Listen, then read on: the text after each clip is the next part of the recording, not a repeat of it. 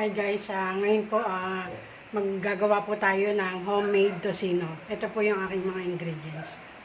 Ito yung pork. Pina-slice na po siya na maliliit. Ang tocino. Tapos pineapple. Tapos asukal na brown. Tapos magic sarap, pamintang durog, at saka asin. Ngayon po, ipagsasama-samahin lang po natin sila. Iyaano ko muna po yung pineapple. Bababad po siya sa pineapple.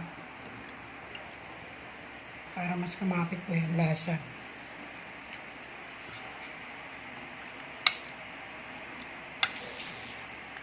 Ito po yung aking version po to. Yung paggawa po ng tocino.